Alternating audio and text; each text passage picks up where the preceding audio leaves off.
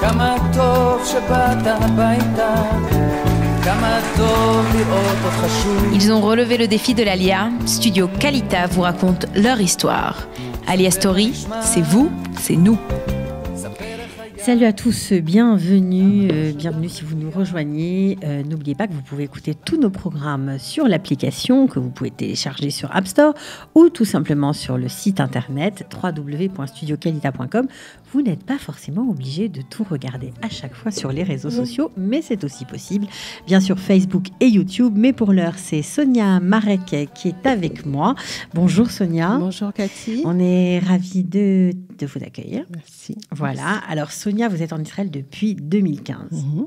Mais pourtant, ça ne fait que 3 ans, vous allez me dire, mais pourtant, votre cœur bat avec Israël depuis 1979, où vous avez fait un voyage inoubliable.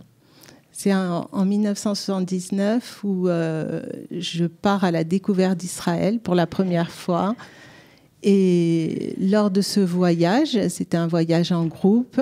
Et parmi toutes les personnes qui étaient là présentes à ce voyage, je rencontre celui qui va être mon mari. Et on passe un mois de rêve en Israël, une découverte magnifique du pays, avec des guides, avec des personnes qui étaient là pour éveiller justement cette flamme. Oui, exact.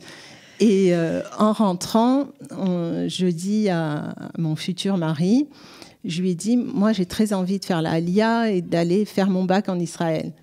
Et il me dit, moi aussi j'ai la même idée que toi, et après tout ce qu'on a vécu pendant un mois, on rentre et on dit à nos parents qu'on veut faire notre bac et partir en Israël. Et donc voilà, quand j'arrive, après un mois, mes parents, je dis à mon père, écoute papa, voilà... j'ai tellement envie de partir en Israël, de me faire mon bac là-bas et ma vie là-bas. Et là, il me dit, non, ça, c'est pas possible. Tu es l'aîné de la famille, tu as des petits frères et sœurs, et on est une famille soudée. Il est hors de question. Que tu partes en Israël. Hors de question. Tu vois la porte. Si tu franchis la porte, tu reviens plus. Et là, je me dis, voilà. Je ne vais pas le faire. Je vais pas le faire. Vous étiez docile et vous aviez eu peur de la pression parentale. Vous n'aviez pas du tout envie de vous fâcher avec vos parents. Exact. Et vous êtes resté. Et donc, je suis restée. Donc, ça vous a pris du temps pour arriver quand même. Et ça nous a pris du temps parce que je pense que chacun a son moment. Bien sûr. Mais vous parlez bien près du micro, voilà. Mais il y a eu une préparation qui s'est faite. Ça veut dire qu'à chaque fois, c'était une pièce du puzzle qui se construisait, même si c'était en France. Alors, ça veut dire que dans votre tête, ça ne vous a jamais quitté du moment où vous avez passé votre bac, vous avez commencé à étudier en France, vous avez une carrière professionnelle, etc. Vous n'avez jamais ôter Israël de votre esprit? Non, c'était mon objectif, c'était devant moi. Tout ce que je faisais, je disais, là, tu vois, tu le fais ici, mais demain, tu le feras en Israël. J'adore visualiser, j'adore me projeter dans des situations. Ça marche bien, paraît-il. Voilà, ça marche bien. Et pour moi, c'était en face de moi à chaque instant. Alors, vous avez travaillé, vous avez étudié, bien sûr, vous avez eu un master, je crois, en gestion. Et puis, vous avez travaillé dans une grosse société américaine, vous faisiez du marketing, de la communication. Et un beau jour, vous avez dit stop, c'est trop stressant, je vais élever mes enfants. Exact. C'est ce que vous avez fait. Exact. Vous avez combien d'enfants? J'ai 6 enfants. D'accord. Mais en étant à la maison, c'est là où j'ai le plus appris.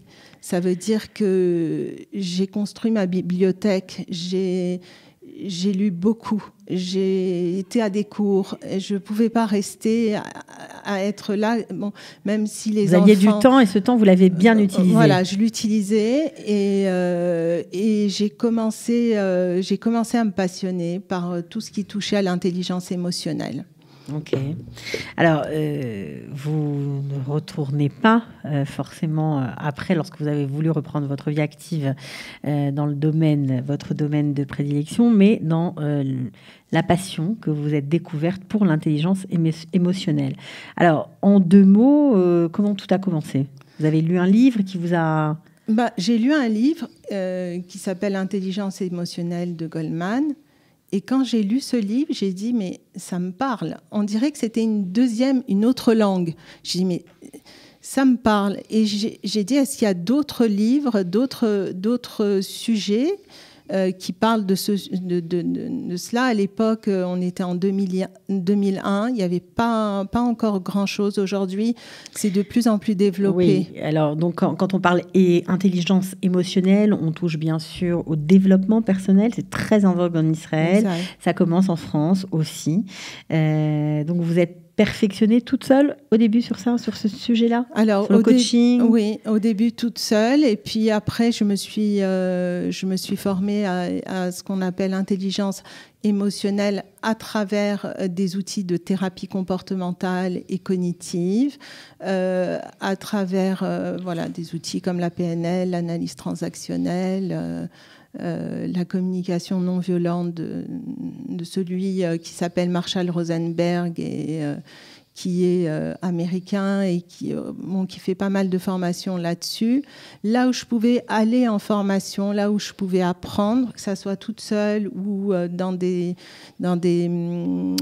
formations qui étaient dispensées dans des écoles, je le faisais. Bon, alors vous fréquentiez aussi à l'époque la communauté du Rav Lemel, l'EV, Ouais. LEV, Ouais. voilà. Et là, vous êtes passé à un autre stade avec lui parce que vous avez commencé à monter des ateliers pour femmes.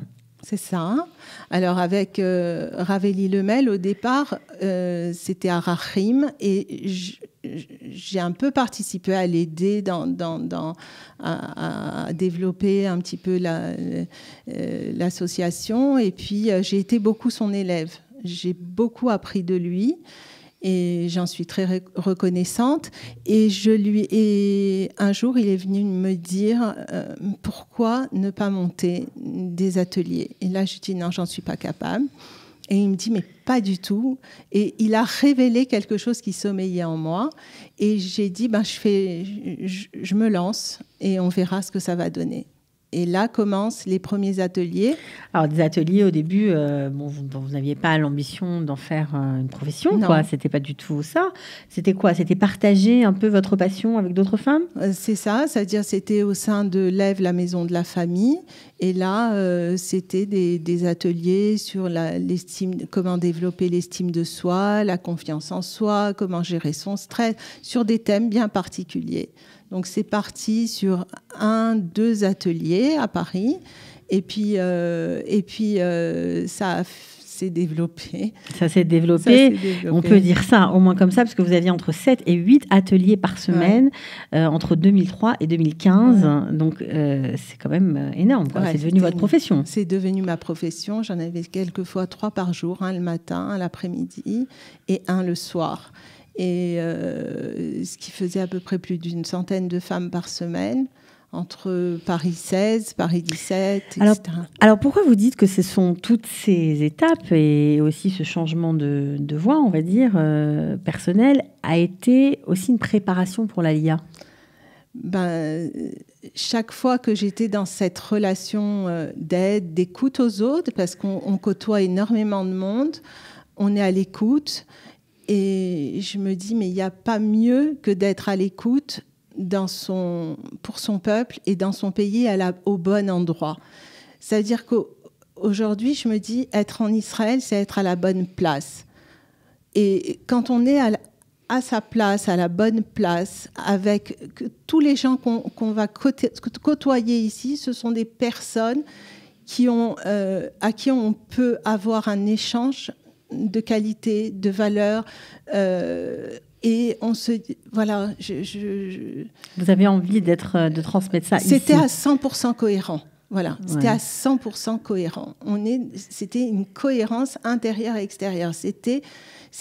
Aujourd'hui, quand je me promène à Jérusalem ou quand je travaille à Jérusalem, je suis à ma place.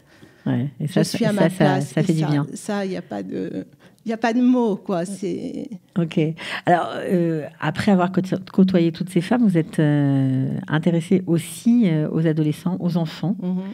parce qu'on dit qu'on est une génération un peu compliquée, que c'est difficile d'éduquer les enfants, de mener à bien les adolescents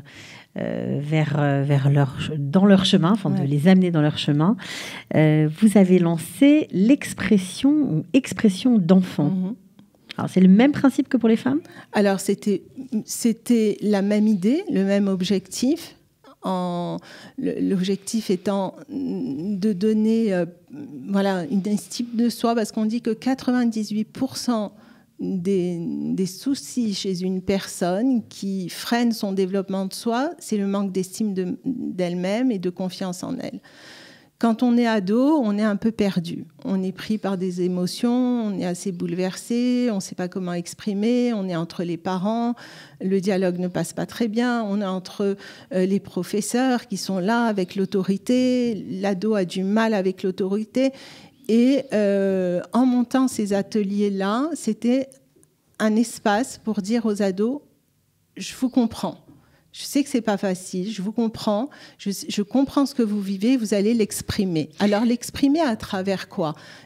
Pas comme les adultes, un ado, il peut exprimer à travers des activités qui vont être des activités de théâtre, par exemple, à travers du théâtre, à travers de la danse. C'est une expression émotionnelle de ce que l'ado peut vivre. Il faut décharger les émotions, il faut faire des choses pour pouvoir laisser sortir tout ça. Exact. D'accord, et c'est ce que vous leur avez proposé. Alors, vous avez en main des outils pour les femmes, des outils pour les enfants, vous êtes prête à la lire. Mais c'est toujours pas le moment pourtant. Non, c'est pas facile. Vous n'arrivez pas à concrétiser tout ça. C'est pas facile de laisser toute une vie derrière. Voilà, surtout quand on a dépassé la cinquantaine et qu'on a une bonne situation, que ça roule. Votre mari train-train. C'est ça, votre mari était sur des rails aussi, tout le monde travaillait, les enfants, c'est une famille nombreuse. Ouais. On se dit, on veut partir, mais comment faire ? Tout à fait. C'est compliqué. On a les crédits, on a les soucis. Tout à fait. Voilà, on n'arrive pas à décoller. Et puis arrive l'hypercachère, Charlie Hebdo, 2014, la France est à feu et à sang. La communauté juive dans tous ces états, comment vous réagissez ? Je suis bouleversée. C'est-à-dire que le quotidien a été très difficile. L'hypercachère, par exemple, mon fils, le Shabbat d'avant, rentre de la synagogue, nous habitions Sarcelles, et il me dit « Maman, tu sais, j'ai rencontré un garçon extraordinaire, il faut qu'on l'invite à la maison. » Il me dit « Tu sais, il s'appelle Yohan Atab. » Et il me dit, si tu sais quel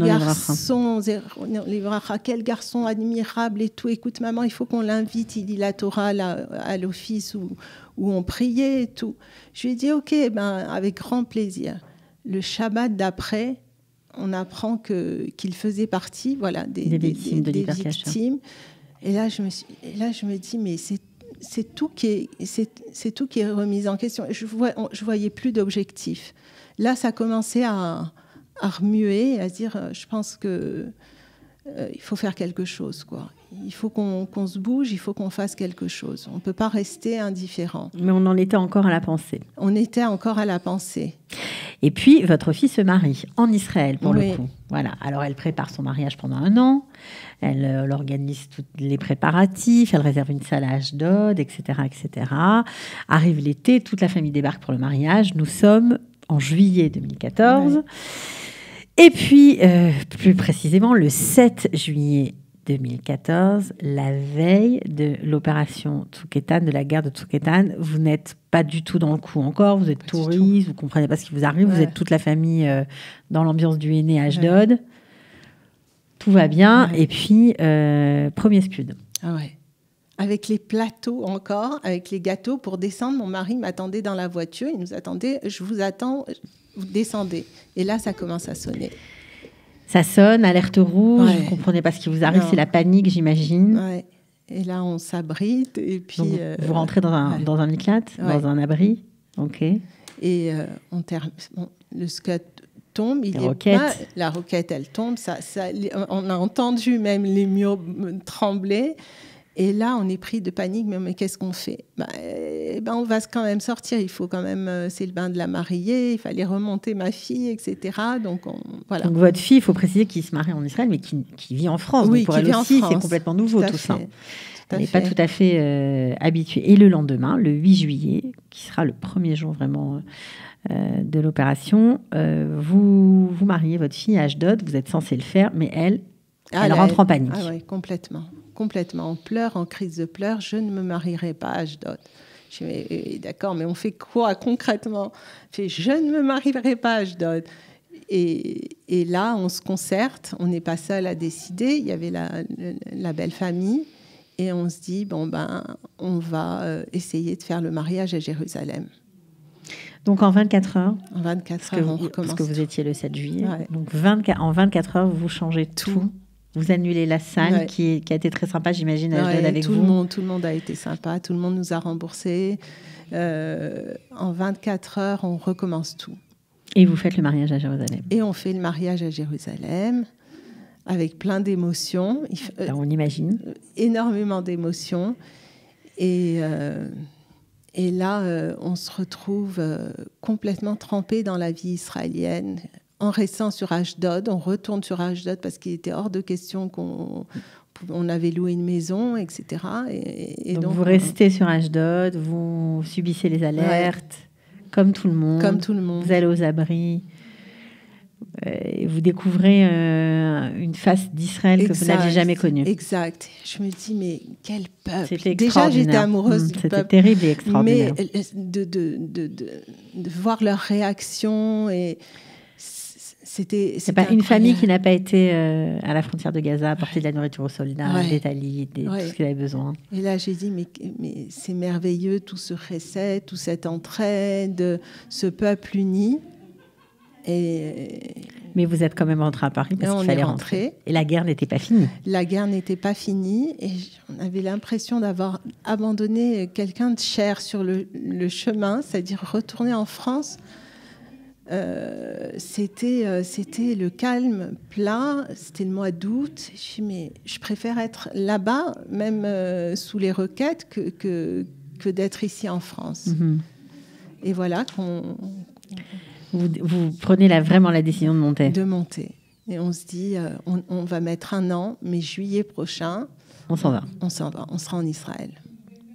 Donc tous les enfants sont d'accord? Tous les enfants sont d'accord. Ça, c'était important. Tous les enfants ne nous ont pas suivis tout de suite parce que c'était compliqué. Compliqué. Aujourd'hui, tout le monde est là. Mais aujourd'hui, tout le monde est là. Alors, certains sont très israéliens. Ouais. Ça y est, c'est... Ça y est. J'ai 2 garçons qui sont rentrés à l'armée. Un qui est à l'armée de terre, l'autre qui est à l'armée de l'air. Combattants tous les deux. Ouais.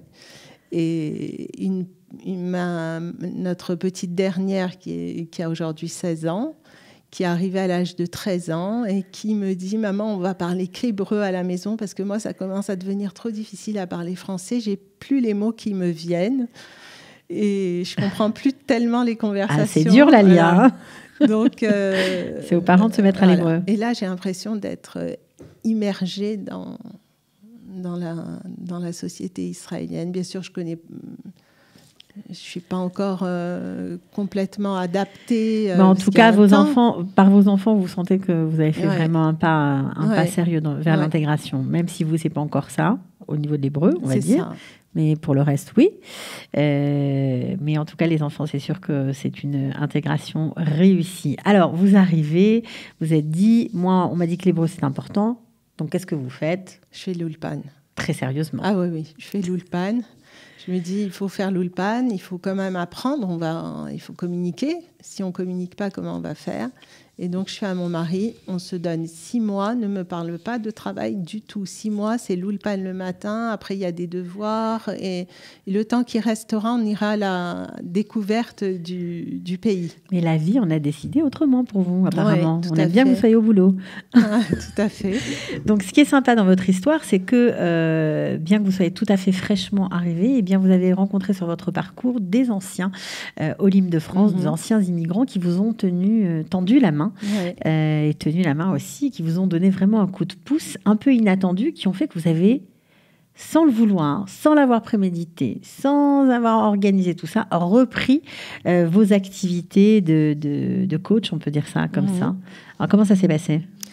Eh ben, mon mari, c'est quelqu'un d'assez relationnel. Donc, quand il va faire les courses en bas de la maison, il parle à tout le monde. C'est bien. Donc, il a reconnu Avram Azoulay. Du Petit Hebdo. Qu'on salue. Donc, il le salue et il lui dit, voilà, je viens de faire mon Aliyah, je suis avec ma femme et mes enfants.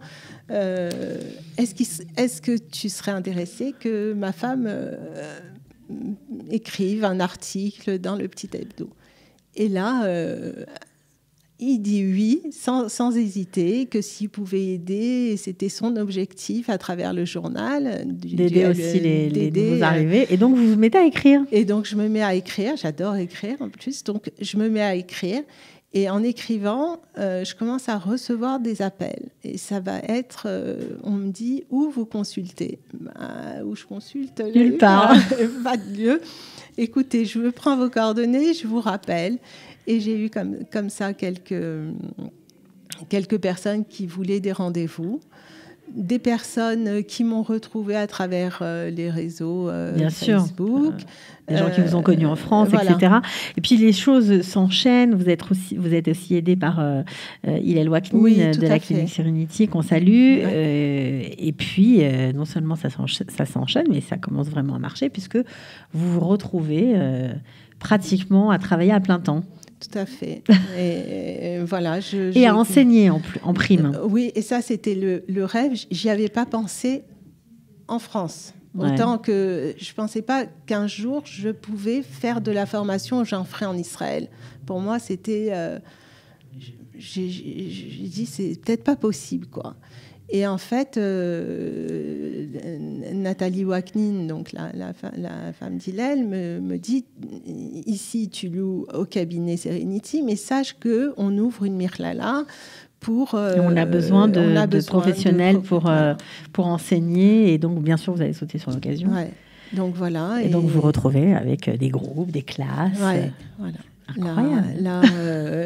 Là, avec les 2 premières années qui ont terminé et qui se sont lancées dans une deuxième année, donc qui me demandent pas mal d'investissement et de travail. Un 3e groupe qui termine aussi la première année. Et là, on en lance les inscriptions pour l'ouverture de prochaines sessions à partir de la rentrée. Donc, vous n'auriez pas... Parce qu'après tout, ça ne fait que 3 ans que vous êtes là. Ouais. Ça a été vite quand même. Ça a été vite. Je pensais pas. Et en fait, je me rends compte qu'ici, moins on est dans le contrôle des choses, et plus les choses, elles arrivent à nous. Chaque fois qu'on veut prévoir, anticiper ou se faire des emplois du temps, ça, j'ai eu beaucoup de mal au départ. Et ma journée, elle sortait... à l'envers. Pas du tout comme je l'avais prévu. Donc aujourd'hui, c'est accepter que voilà, le matin on se réveille, on a soit un emploi du temps bien entendu, sûr. Mais que si cet emploi du temps il change, alors on est là et c'est le pays où on doit s'adapter en fait. C'est le pays qui nous demande. C'est pas. Alors vous ne dites pas que tout est rose. Hein. Il y a quand même des difficultés sur le parcours. Non. Il y a beaucoup de difficultés, mais dans ces difficultés-là. Je les accepte et elles font partie. Il n'y a pas une Aliyah où personne n'a eu de soucis. C'est quoi ? C'est tout réapprendre. C'est un peu ce que les gens nous disent en général. C'est tout réapprendre. Bon, il y a les codes de vie qui ne sont pas les mêmes. On passe de l'Occident à l'Orient, donc avec une mentalité qui est tout à fait différente. On a l'impression d'être en Kita Aleph, quoi. Alors que... on a fait des études. Mais ça ne sert à rien pour l'instant. À un moment, ça ne sert à rien, mais ça revient. Voilà. Donc, voilà, ça demande un investissement, une acceptation de se dire si on est ici, c'est un véritable cadeau, en être reconnaissant, être positif, prendre les choses comme elles viennent. Et voilà, même quand c'est difficile, lever les yeux au ciel, regarder le beau ciel bleu qu'on a où la grisaille ne dure pas. les belles couleurs et les merveilleux paysages, déjà ça, même si la vie elle est prenante, je disais à mon mari, ben tu vois, on revient du travail, on regarde le paysage, on est déjà ressourcé. En tout cas, vous êtes une fan d'Israël, ça se voit. Ah vous n'avez pas besoin de le préciser. Oui, c'est vrai. Voilà. C'est un joli parcours. Vous n'en êtes qu'au début. On est content de vous avoir reçu. Merci beaucoup. Voilà, et on espère que votre fille, ça y est, elle est remise de ses événements, de ses émotions, qu'elle est là maintenant. Ça y est. Maintenant, elle est là. Elle a fait son alia. Bah, tant mieux. Voilà. Donc vous êtes tous réunis. Et là, on est tous réunis. Merci beaucoup, Sonia Marek, d'être venue. Merci, Cathy. À bientôt. À bientôt. Ciao. Au revoir. כמה טוב שבאת הביתה, כמה טוב לראות אותך שוב. Ils ont relevé le défi de l'Alia. Studio Kalita vous raconte leur histoire. Alia Story, c'est vous, c'est nous.